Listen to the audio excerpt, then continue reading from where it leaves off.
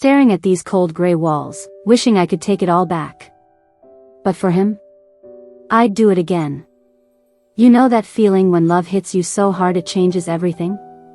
That's what happened with Peter. But let me start from the beginning, because this isn't just some fairy tale. It's my life, messy and real, and it broke me in ways I never imagined.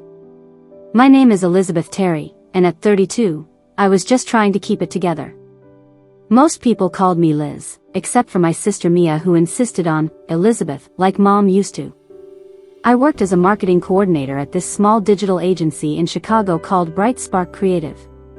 It wasn't glamorous, lots of emails about cat food campaigns, social media posts for local businesses, and late nights staring at screens until my eyes burned. But honestly, I dreamed bigger. I wanted to go freelance, create campaigns that actually meant something, maybe work with nonprofits or small businesses with real stories to tell. I lived in a one-bedroom apartment in Lincoln Park, well, the less trendy part of Lincoln Park where rent was still manageable for someone like me. My cat Whiskers ruled that place like he owned it, sprawling across my tiny couch, knocking over my coffee mug every morning without fail. The apartment had character, I told myself, creaky floors, a radiator that clanged at 3 a.m., and a view of the alley where Mrs. Patterson next door fed stray cats. Bills piled up on my kitchen counter sometimes, but I managed. Just barely. See, my dad walked out when I was 15. Just left one Tuesday morning for work and never came home. Mom found his note on the kitchen table, "I need space to figure things out."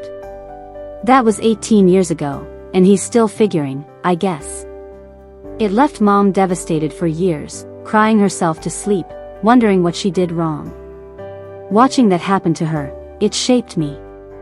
Made me guard my heart like it was made of glass, but also made me fiercely protective of anyone I let inside those walls. I collected vintage postcards, hundreds of them tucked into shoeboxes under my bed. Paris in the 1920s, Tokyo cherry blossoms, New York skylines from the 50s. Places I'd never been but dreamed about visiting someday. Each one told a story in my head. That postcard from Rome? A love letter that got lost in the mail for 50 years. The one from Hawaii? A honeymoon that never happened because of the war.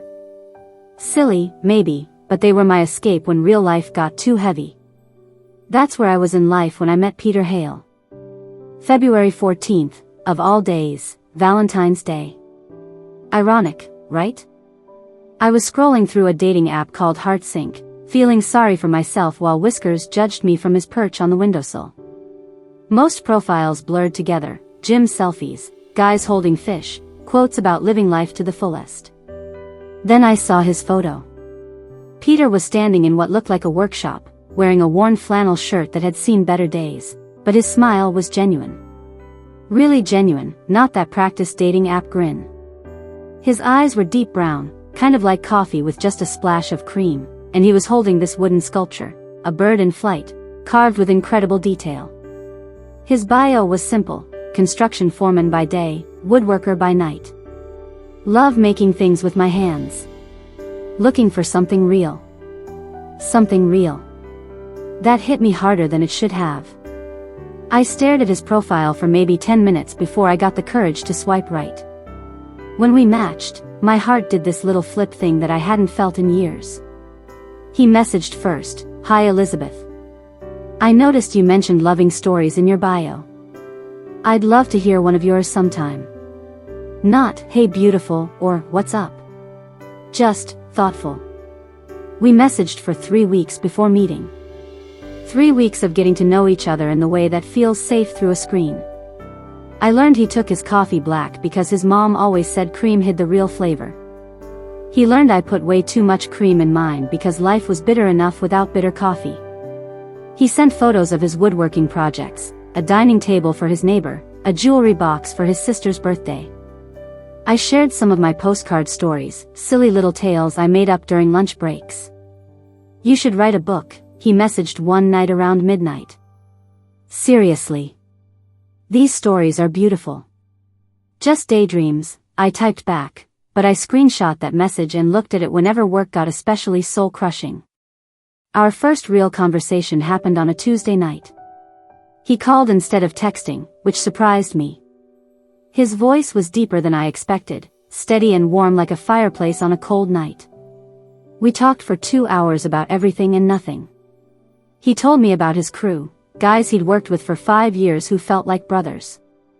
I complained about my boss who micromanaged everything from email fonts to bathroom break timing. "Why don't you start your own thing?" he asked. "Scared, I guess." "What if I fail? What if you don't?" Simple question, but it stayed with me for days. We finally met in person on a rainy Thursday evening at Café Luna, this little place downtown with mismatched chairs and the smell of fresh cinnamon rolls. I got there first, nervous energy making me check my reflection in the window about 20 times. When he walked in, shaking raindrops from his jacket, everything else faded to background noise. He was taller than his photos suggested, maybe 6'2", with work-calloused hands and that same genuine smile that had caught my attention online. "Elizabeth? You look even better than your pictures," he said, and somehow it didn't sound like a line. It sounded like he meant it. We talked until the cafe started stacking chairs on empty tables. He told me about losing his mom to cancer when he was 20. How she'd loved books and poetry, always reading him verses before bed even when he was too old for bedtime stories. "She's why I started keeping a journal," he admitted, looking almost embarrassed. "I write things down. Thoughts, moments I don't want to forget." Probably sounds stupid. "It doesn't," I said quickly. "It sounds beautiful." I shared my postcard collection story, how I'd started buying them at thrift stores when I was 16, right after Dad left. "They're my escape," I admitted. "Stories I make up in my head when real life gets too complicated." "Tell me one," he said, leaning forward. So I pulled out a postcard from my purse. 1950s Paris, the Eiffel Tower lit up at night. I spun a tale about a soldier coming home from Korea, finding the love letter his girl had sent to Paris thinking he was stationed there, how it took 30 years for the letter to find its way back to them both. By the time I finished, his coffee was cold and the barista was pointedly wiping down the counter near our table. "That's incredible," he said. "You really should write." Walking to my car in the rain, he asked if he could see me again. "I'd like that," I said, and meant it more than I'd meant anything in a long time. That was the beginning of everything. Hope bloomed like spring after the longest winter of my life. We fell into a rhythm over the next few weeks, coffee dates that turned into dinner, walks along the lake when the weather warmed up, quiet evenings at his place or mine. His apartment was everything mine wasn't, spacious, organized, filled with the smell of sawdust and coffee grounds. He had bookshelves everywhere, most filled with his mom's old poetry collections and woodworking manuals. 2 months in, he took me to his workshop for the first time. It was a converted garage behind his house, filled with tools I couldn't name and half-finished projects that took my breath away. A rocking chair that looked like something from a fairy tale. A kitchen island that belonged in a magazine. Shavings covered the floor like snow. "This is where the magic happens," he said, almost shy about it. He picked up a small wooden heart from his workbench, no bigger than my palm, smooth as silk. "I made this for you," he said quietly. "Been working on it for weeks." My fingers traced the edges, and I felt tears prick my eyes. No one had ever made something just for me. Not since elementary school friendship bracelets, anyway. "It's perfect," I whispered. "Just like you," he said, and kissed me for the first time right there surrounded by sawdust and the smell of wood stain. But Peter had layers, hidden depths that took time to uncover. He didn't talk about his past much at first, just bits and pieces dropped into conversation like puzzle pieces I had to fit together myself. His mom died when he was 20, breast cancer, a 2-year fight that emptied the family's savings and left him and his dad hollow for years. She'd been a high school English teacher, the kind who made Shakespeare feel like a friend instead of homework.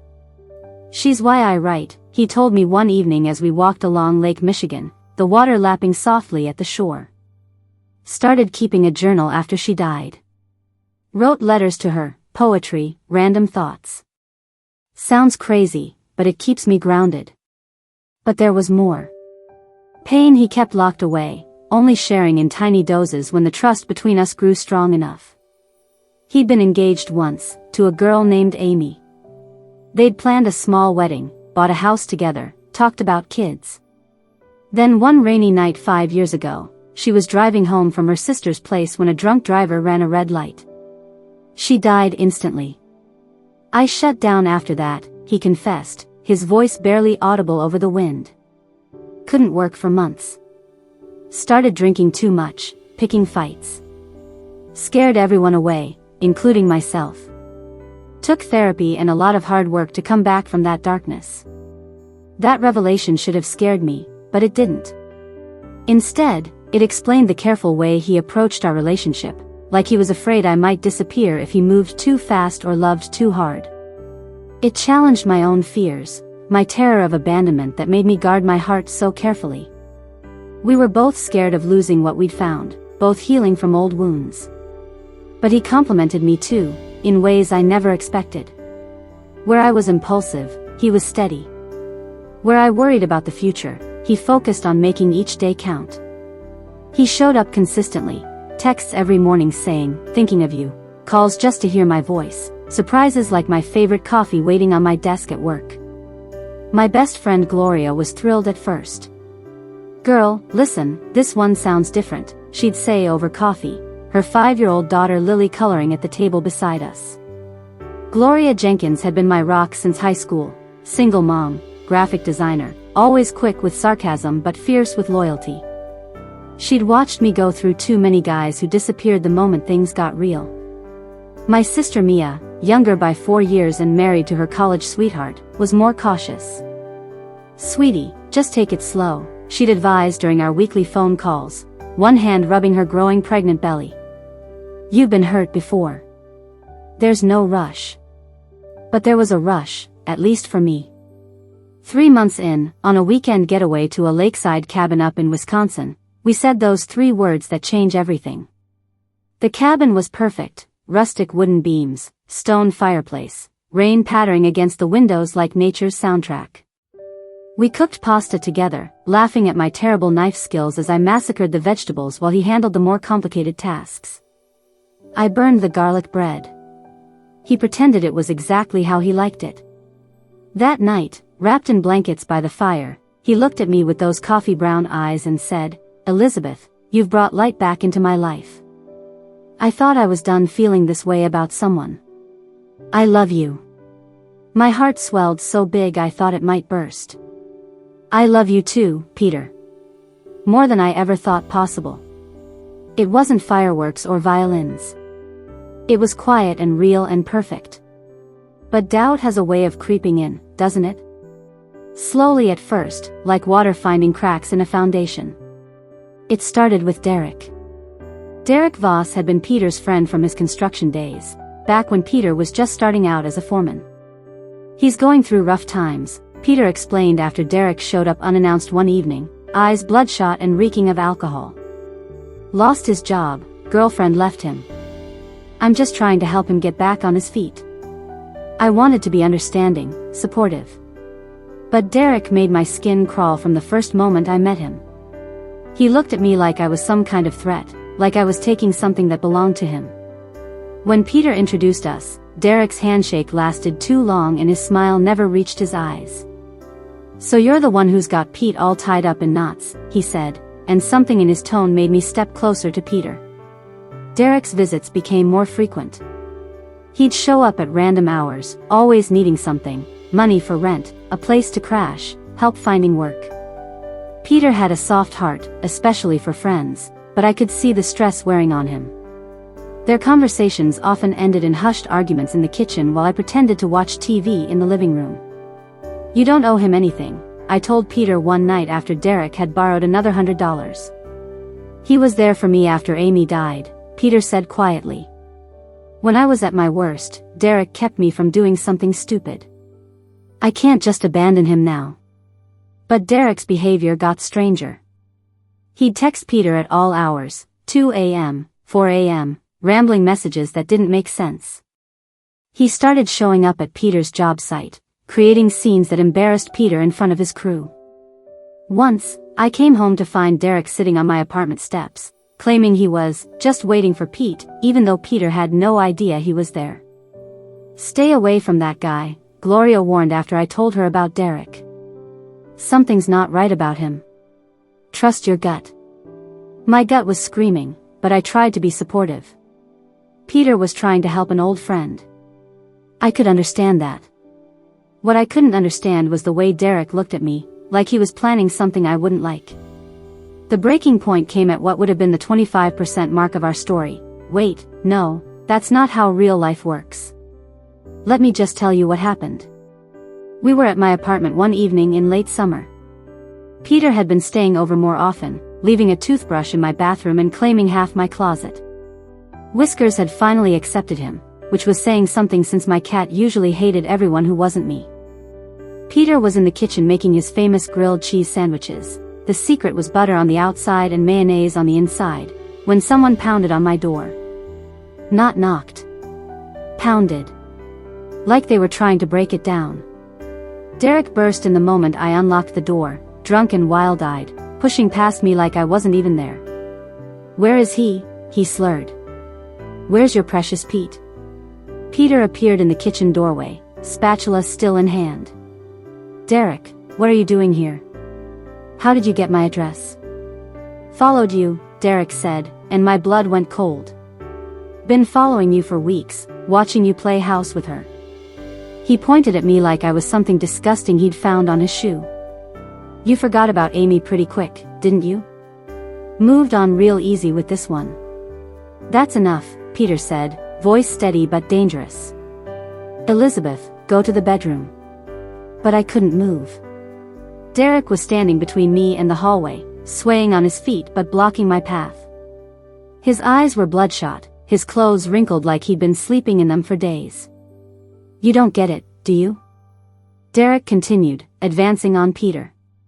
"After Amy died, you were broken. I put you back together. I saved your pathetic life.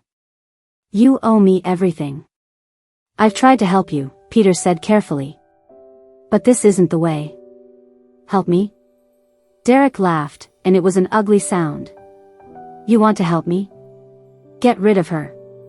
He turned to me, and I saw something twisted and dangerous in his eyes. "You're poison. He was fine before you came along. Now look at him, all domesticated and soft. That's not the Pete I knew." That's when Derek grabbed my arm, his fingers digging into my skin hard enough to leave bruises. Maybe if you disappeared, he'd remember who his real friends are. Peter dropped the spatula and moved fast, shoving Derek away from me. "Don't touch her. Get out. Now." Derek stumbled but caught himself, that ugly laugh getting louder. "You'll regret this, Pete. You'll regret choosing her over me. I promise you that." He left, but his words hung in the air like a threat. Peter held me while I shook, neither of us saying what we were both thinking, that this wasn't over. We should have called the police then. Should have gotten a restraining order. Should have done a lot of things differently. But Peter didn't want to ruin Derek's life over what might have been just a drunk outburst. And I, God help me, I thought I could handle it. Thought I could protect us both. I was wrong about so many things. The complications built slowly over the next few weeks. Derek's harassment escalated from unexpected visits to something much more sinister. He started following me to work, sitting in his beat-up Honda across the street from Bright Spark Creative, just watching. He'd be there when I arrived in the morning, still there when I left for lunch, gone by evening but back the next day. My co-workers started noticing. "There's some creep in a Honda who's been staring at our building all week," my colleague Janet mentioned during a team meeting. My blood ran cold. Derek called my work phone, somehow getting the direct line. "Tell Pete I'm watching," he said when I answered. "Tell him I know where you work, where you live, where you get your morning coffee. Tell him I remember everything he owes me." I changed my routine, took different routes to work, started parking in the covered garage instead of the street. But Derek adapted too. He knew my patterns better than I realized, knew exactly how to stay just within legal boundaries while making me feel hunted. Peter started staying over every night, claiming he just missed me but really standing guard. He installed better locks on my apartment door, bought me pepper spray, taught me self-defense moves in my living room with Whiskers judging us from his perch on the bookshelf. "We should call the police," I said one evening after finding Derek's car parked outside my apartment building for the third day in a row. "And tell them what? That my friend is going through a rough patch and sitting on public streets?" Peter ran his hands through his hair, a gesture I'd learned meant he was struggling with something. He hasn't actually done anything illegal yet. But we both knew it was just a matter of time. The revelation came during what therapists probably call a breakthrough moment. Peter opened up about Derek's role after Amy's death in a way he never had before. We were lying in bed one Sunday morning, rain pattering against the windows, Whiskers purring at the foot of the bed. "After Amy died, I wanted to die too," Peter said quietly, his arm tightening around me. Not in a dramatic way. Just, couldn't see the point of continuing. Stopped eating, stopped working, stopped caring about anything. Derek was the one who found me when I'd been drinking for 3 straight days, hadn't showered in a week. He literally dragged me to his place, made me shower, forced me to eat. I stayed quiet, knowing this was important. He probably saved my life that first month. But Derek, he's got problems. Always has. Anger issues, drinking, jumping from job to job. After I started getting better, started therapy, Derek got worse. Like he resented me for healing. Like he wanted to keep me broken so I'd need him. That explains so much. Derek wasn't just jealous of our relationship, he was jealous of Peter's recovery, his happiness, his ability to move forward. In Derek's twisted mind, Peter getting better meant losing control over him. "He's dangerous," I said simply. "I know," Peter whispered. "I've known for a while. I just didn't want to admit it." We started planning. Peter would have one final conversation with Derek, make it clear that the harassment needed to stop. If Derek didn't back off, we'd involve the police regardless of evidence. We'd document everything, maybe hire a security company for my building. But Derek didn't give us time to implement our careful plans. The crisis peaked on a Thursday night in October. I remember because I'd been working late on a campaign for a local animal shelter, something that actually mattered for once. Peter was at my apartment, cooking dinner and waiting for me to come home. He'd texted around 6, "Made your favorite pasta. Whiskers is helping by knocking everything off the counter. Hurry home." I'd texted back, 20 more minutes. "Save some for me. Love you." Those were the last normal messages we'd ever exchange. I got home around 8:30, rain pouring down in sheets that made visibility almost zero. The weather matched my mood, dark and turbulent, with that electric feeling that comes before a storm breaks everything apart. Peter met me at the door with a towel and a kiss. "You're soaked through," he said, helping me out of my jacket. "Go change. Dinner's still warm." I was in the bedroom, pulling on dry clothes, when I heard the crash. The living room window exploded inward in a shower of glass and rain. Derek stood there in the opening, wild-eyed and soaking wet, holding a rock in one hand and something that glinted metal in the other. "Surprise!" he shouted, his voice carrying over the storm. "Time for a family reunion." Peter stepped between Derek and the hallway leading to the bedroom, hands raised peacefully.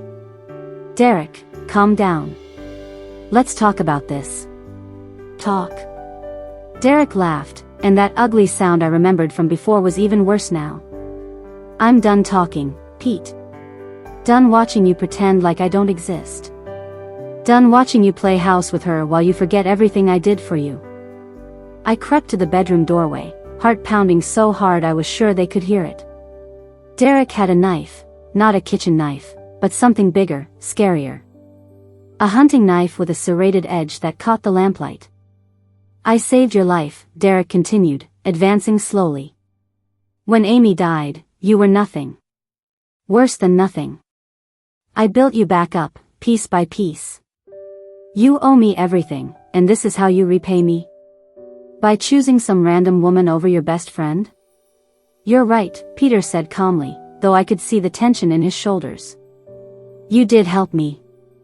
I'm grateful for that. But this isn't the way to." "Shut up," Derek screamed, waving the knife. "Don't you dare patronize me. I know what you're doing, trying to calm down the crazy person. But I'm not crazy, Pete. I'm just tired of being invisible." That's when Derek's eyes found me in the doorway. His face twisted into something that made my blood freeze.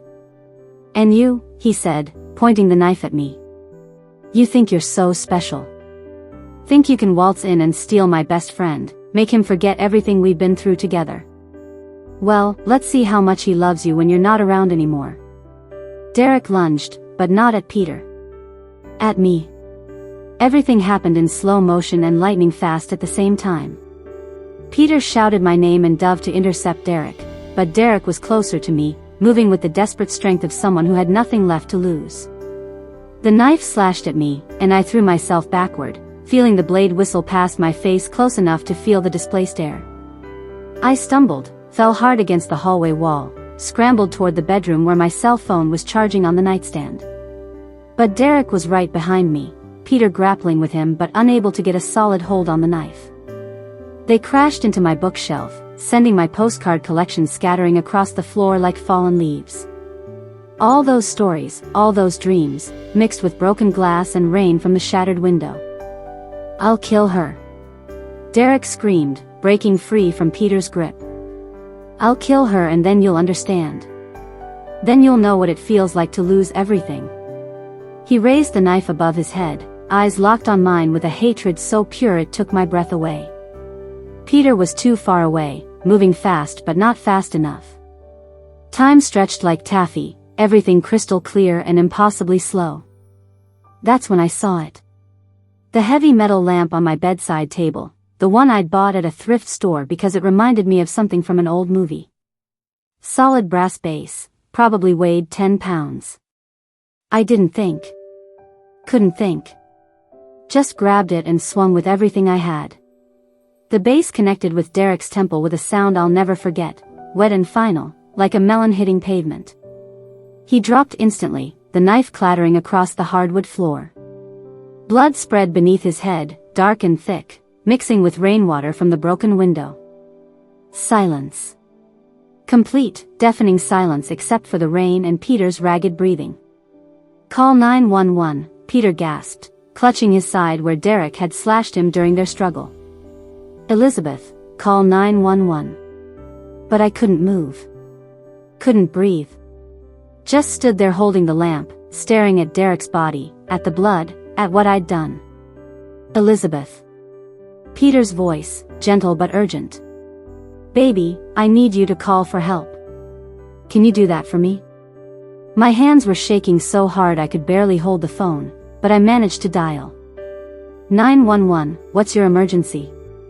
"Someone broke into my apartment," I heard myself saying, voice sounding far away and strange. "He had a knife. There's been an accident. Please send help." The paramedics arrived first, then the police. Controlled chaos of uniforms and questions and evidence bags. Derek was pronounced dead at the scene, massive head trauma. The EMT explained to a detective like Derek was just another case file instead of someone who used to be a person. The investigation was thorough. They took photos of everything, the broken window, the knife, the lamp, the blood. They interviewed the neighbors who'd heard the shouting and the crash. They looked at Derek's phone and found weeks of obsessive texts about Peter and me, photos he'd taken while following us, evidence of a stalking campaign that painted a clear picture of escalating mental illness. Self-defense seemed obvious. Derek had broken in armed with a knife, threatened to kill me, attacked first.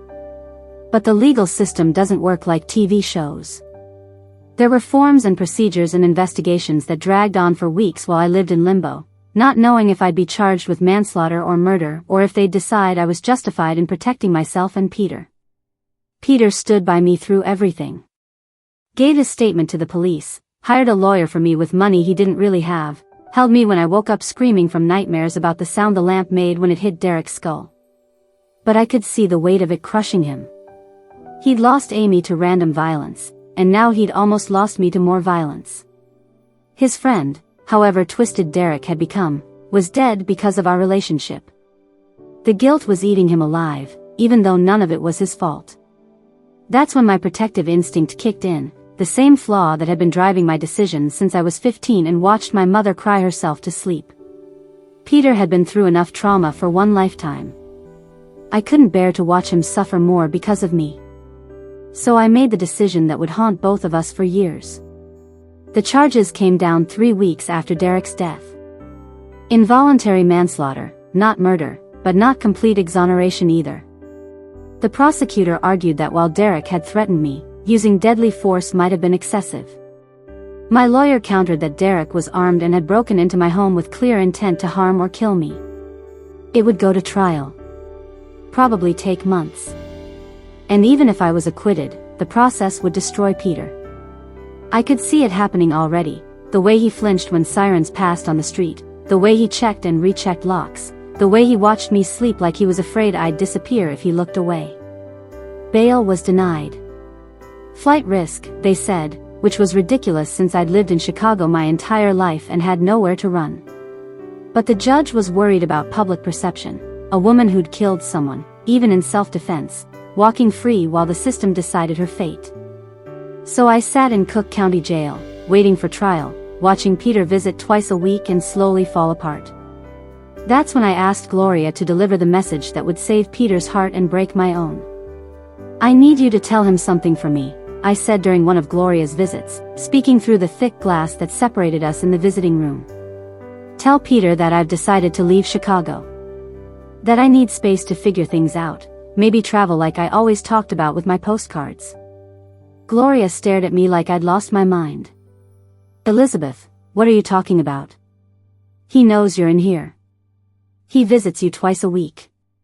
Tell him I asked you to say goodbye for me. That I love him, but I need time to process what happened. That I'm going to travel, see the world, find myself. Tell him not to wait for me." "I can't do that," Gloria said, tears starting to flow. "Liz, he loves you. He's fighting for you. You can't ask me to lie to him." "Please," I begged, my own tears making it hard to speak. "He's been through enough. Losing Amy, dealing with Derek's obsession, almost getting killed protecting me. If he waits for me, if he goes through this trial and everything that comes after, it'll destroy him. He needs to move on, find someone who won't bring violence into his life." "That's not your choice to make," Gloria said fiercely. "And it's not fair to either of you." But I convinced her eventually. Wore her down with my certainty that this was the only way to protect Peter from more pain. Gloria loved me like a sister, and she could see how desperately I believed this was the right thing to do. So she delivered the message. Peter believed it at first, Gloria told me later. He was hurt, confused, but he understood trauma and how it could make people need space. "She needs time to heal," he'd told Gloria. "I'll wait as long as it takes." But Gloria, bless her heart, couldn't live with the lie for long. After 2 months of watching Peter slowly accept that I'd abandoned him, she broke down and told him the truth. "She's in Cook County," Gloria confessed during what was supposed to be a casual coffee meeting. "She never left Chicago. She's been in jail this whole time, waiting for trial. She made me promise to lie to you because she thought it would be easier for you to think she'd chosen to leave." Peter's reaction, according to Gloria, was a mixture of relief and fury. Relief that I hadn't actually abandoned him, fury that I'd tried to make that choice for him. He started visiting me again immediately, but I refused to see him. Told the guards I didn't want any visitors except my lawyer. I thought if I stayed strong, if I maintained the fiction that I wanted him to move on, eventually he'd believe it and find the happiness he deserved with someone who wouldn't bring chaos into his life. I was wrong about that too. The trial finally happened 8 months after Derek's death. My lawyer did her best, presenting evidence of Derek's stalking, his threats, his history of violence. Peter testified about Derek's obsession, his declining mental state, the way he became fixated on destroying our relationship. But Derek's family painted him as a troubled soul who'd been trying to help a friend and got caught up in a lover's quarrel. They made it sound like I was some jealous woman who'd killed an innocent man in a fit of rage. The jury deliberated for 3 days. When they came back, they found me guilty of involuntary manslaughter with mitigating circumstances. The judge sentenced me to 5 years with possibility of parole in 2. Peter was in the courtroom when the verdict was read. I finally looked at him then, really looked, and saw that he'd lost weight, that there were lines around his eyes that hadn't been there before, that his hands were trembling as he gripped the rail behind the defendant's table. But he was there. After everything I'd put him through, all my lies and protective deceptions, he was still there. Prison wasn't like the movies.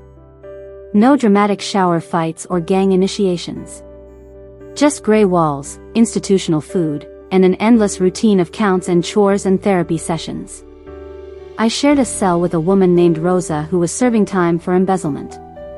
She was a grandmother, quiet and kind, who listened to me talk about Peter during the long nights when sleep wouldn't come. "You love him," she said one night after I'd spent an hour describing the way Peter laughed at his own terrible jokes. "Real love, the kind that lasts. So why you trying so hard to push him away?" "Because I'm poison," I said, using Derek's word.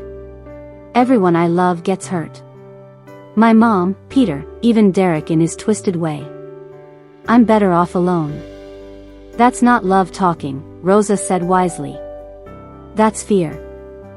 Fear makes us do stupid things, even when we think we're being noble." I started therapy with the prison counselor, a patient woman named Dr. Martinez who specialized in trauma and relationship patterns. She helped me understand that my protective behavior was actually a form of control, a way of managing my fear of abandonment by abandoning others first. "You're afraid Peter will leave you," she said during one particularly difficult session, "so you're leaving him first. But that's not protection, that's self-sabotage." Slowly, painfully, I began to understand how my father's abandonment had shaped every relationship since. How I'd built walls so high that even love couldn't climb over them. How my desperate need to protect the people I cared about was actually hurting them more than any external threat ever could. Peter wrote letters I never received, dozens of them, according to Gloria. The prison mail system was supposed to deliver everything unless it contained contraband, but somehow his letters kept getting lost. I found out later that I'd been flagged in the system as refusing correspondence from him, a mistake that took months to correct. But he kept writing anyway. Gloria would visit and tell me about them, pages and pages of his thoughts, memories of our time together, poems he'd written in his journal late at night when sleep wouldn't come. He told her about the wooden jewelry box he was making for me, carved with tiny postcards from all the places I'd dreamed of visiting. He was learning French from library books, planning the trip to Paris we'd talked about taking someday. "He's not moving on," Gloria said during one visit, her 5-year-old daughter Lily coloring at a small table nearby. "Girl, listen to me, he's waiting. He's building a life that has a space for you in it, and nothing I say makes him change his mind." "He needs to," I said stubbornly, but my resolve was cracking. "He deserves better than this.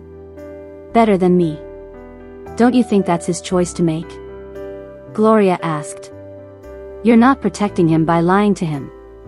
You're just making both of you miserable." Christmas in prison was the hardest day of my life. Rosa had been released 2 months earlier, and my new cellmate was a young woman named Keisha who spent most of her time sleeping or writing angry letters to her boyfriend who'd stopped visiting. The common room had a small artificial tree decorated with paper ornaments made in the craft therapy program. Someone had donated presents for the women who didn't have family, cheap toiletries and paperback books wrapped in newspaper. I sat in my cell that night, thinking about Christmas the year before. Peter had surprised me with a weekend trip to a cabin in Wisconsin, the same one where we'd first said, "I love you." We'd decorated a tiny tree with ornaments made from pieces of his woodworking scraps, each one carved with a memory from our relationship. The wooden heart he'd made me, hanging in the place of honor at the top. That tree was probably still in storage somewhere, our life together packed away in boxes like it had never happened. I cried that night, really cried, for the first time since Derek's death. Not the angry tears I'd shed during the trial or the frustrated tears from dealing with lawyers and guards. Deep, grieving sobs for everything I'd lost, everything I'd thrown away in my misguided attempt to protect the man I loved. Dr. Martinez helped me work through the guilt and shame in our sessions. She introduced me to other women who'd made similar choices, mothers who'd given up custody thinking it was best for their children, wives who divorced loving husbands to save them from their problems. Trauma makes us believe we're dangerous to the people we love, she explained. It's a survival mechanism gone wrong. Your brain is trying to protect Peter the same way it tried to protect you when your father left, by controlling the narrative, by leaving before you can be left. But I am dangerous to him, I argued. Derek died because of our relationship. Peter got hurt because of me. Derek died because he was mentally ill and obsessed, Dr. Martinez corrected gently. Peter got hurt because he was protecting someone he loved. You didn't cause Derek's obsession, Elizabeth. You were just the target he chose. The breakthrough came during my 18th month in prison. Mia visited, heavily pregnant with her second child, waddling through the visiting room with her toddler son in tow. She looked exhausted and stressed in a way that had nothing to do with pregnancy. I'm getting divorced, she told me without preamble, settling awkwardly into the plastic chair across from me. Filed the papers last week. I stared at her, shocked. Mia had always seemed to have the perfect marriage, the stable life I'd never been able to achieve. What happened? Nothing dramatic, she said, bouncing her son on her lap. We just grew apart. He wanted things I didn't want, I wanted things he couldn't give me. We started hiding our real feelings from each other, pretending everything was fine when it wasn't. She looked at me with tired eyes that looked older than her 28 years. You know what I kept thinking about while we were in counseling? How you always protected everyone else's feelings instead of being honest about your own. How you'd rather hurt yourself than risk hurting someone else, even if the truth would actually help. Mia. I don't want to end up like you, she said, not unkindly but with brutal honesty. Sitting in a prison of my own making because I was too scared to trust the people I love with the truth. That conversation haunted me for weeks. Was I sitting in a literal prison partly because I'd built emotional prisons my whole life? Had my fear of abandonment become a self-fulfilling prophecy? I started writing letters to Peter that I never sent.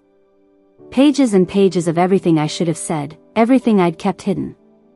I told him about my nightmares, about the sound Derek's head made when the lamp connected, about the way I woke up every morning for months thinking it was all a bad dream until reality crashed back down. I wrote about my father, about watching my mother's heart break, about my terror that everyone I loved would eventually walk away.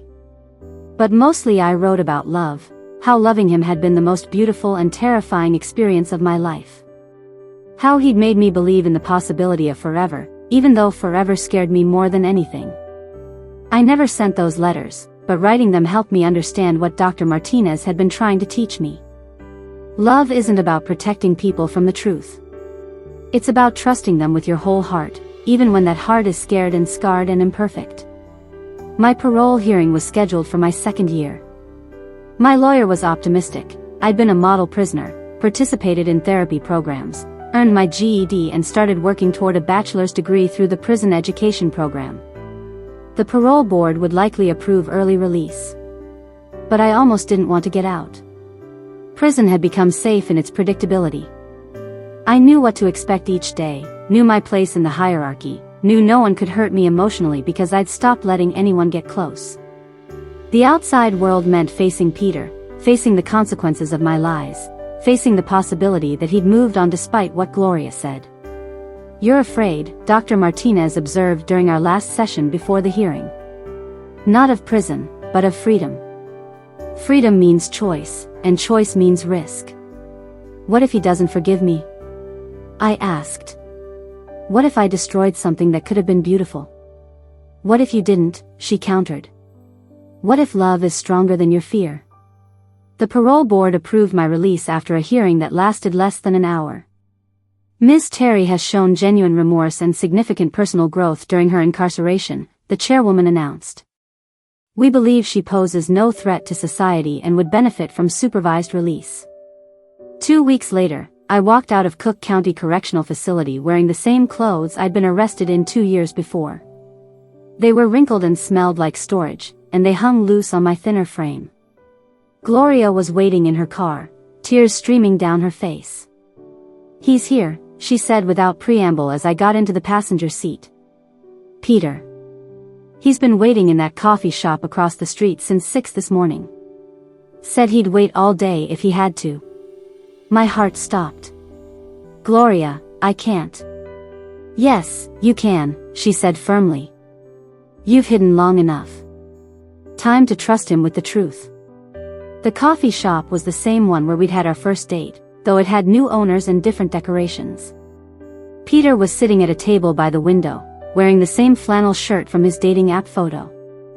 He looked older, tired, but his eyes still had that warm brown color that had first made me swipe right. He saw me through the window before I reached the door. Our eyes met, and for a moment the world stopped spinning. Then he was standing, walking toward the entrance, meeting me on the sidewalk in the rain that had started to fall. Elizabeth, he said, and my name sounded like a prayer.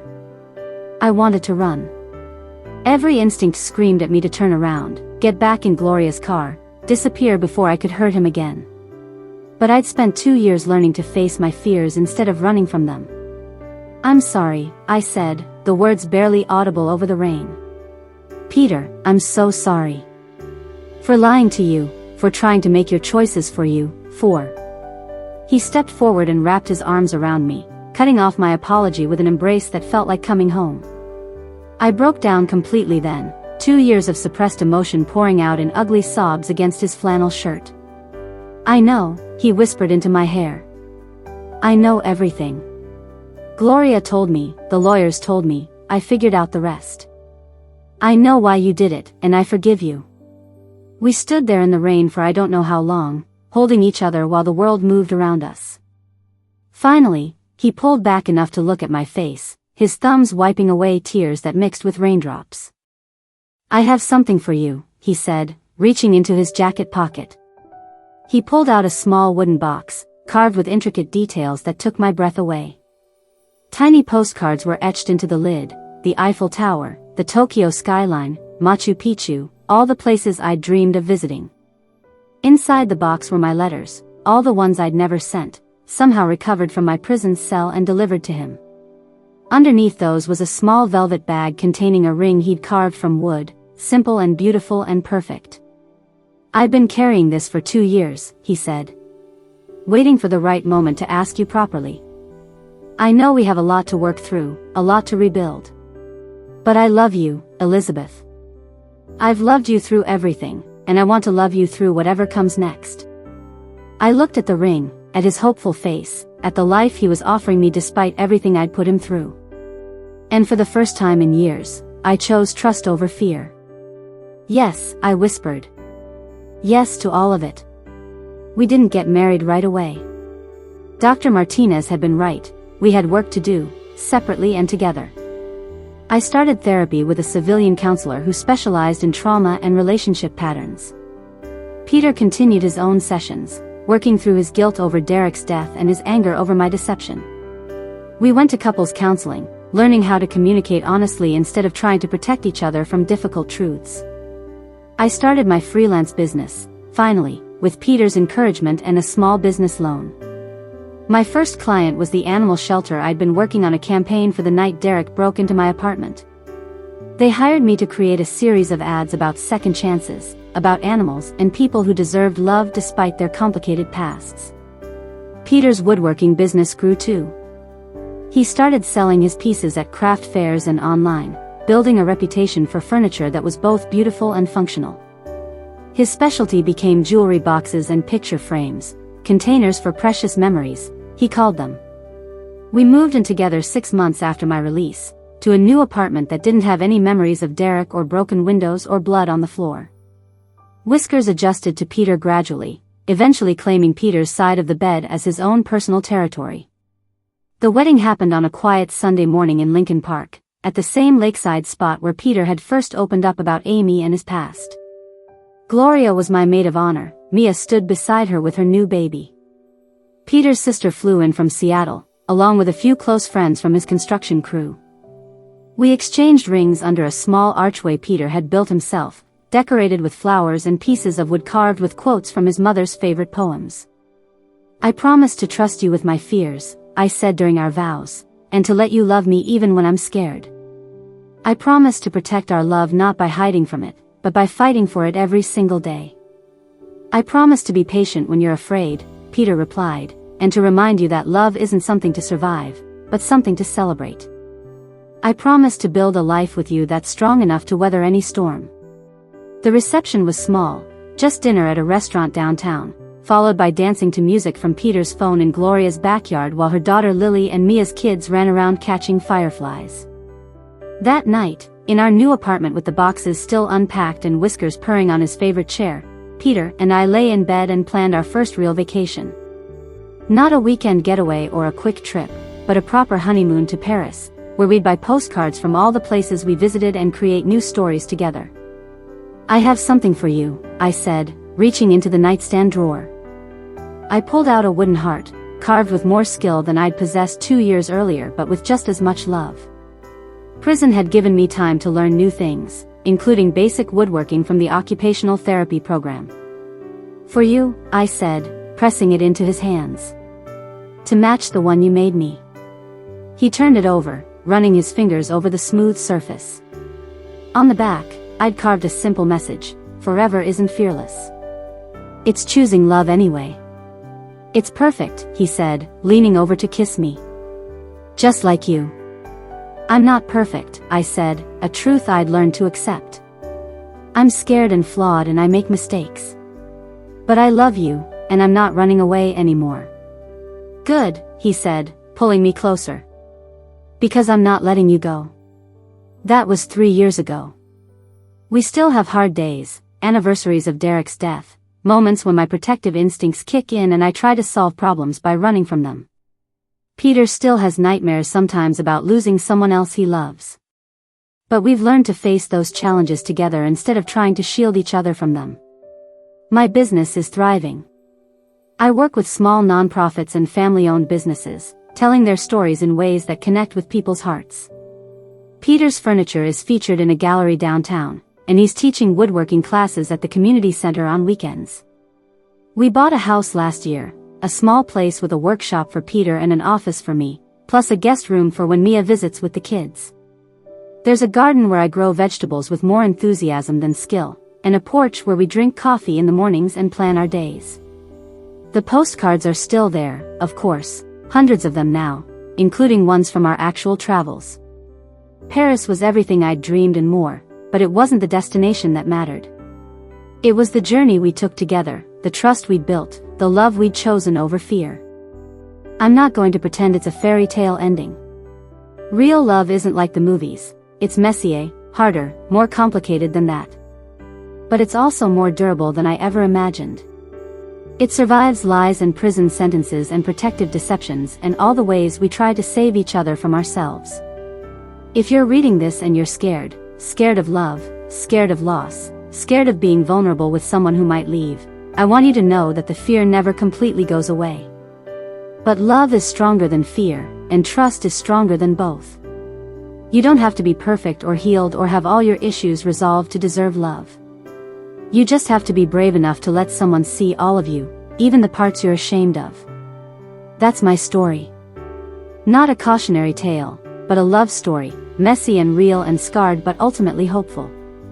Because sometimes the best endings come after the worst chapters, and sometimes love really is worth fighting for, even when you're fighting your own instincts to run. Peter and I are planning another trip next month, to Ireland this time, where his grandmother was born. We'll buy postcards and tell stories and build more memories together. And when we come home, we'll add those postcards to our collection, more stories to tell, more proof that love really can conquer fear when you're brave enough to let it. That's what I want you to remember. Love isn't about protection, it's about trust. It's not about avoiding pain, it's about sharing it. And sometimes, when you've been through the worst and come out the other side still holding hands, you realize that's the most beautiful love story of all. If Elizabeth's journey reminded you that love is worth fighting for, please tap that heart and share this story with someone who's given up on finding their person. Every share helps these real stories find their way to hearts that need hope the most. Hit subscribe for more soul-stirring love stories that prove fairy tales do exist in real life, And drop a comment below. What would you sacrifice to protect the person you love most? And what's the bravest thing you've ever done for love? Coming next, a young mother discovers her late husband's secret journal, revealing he knew he was dying, and the beautiful plan he left behind to help her love again. Grab your tissues. This one will change how you see forever love. See you soon.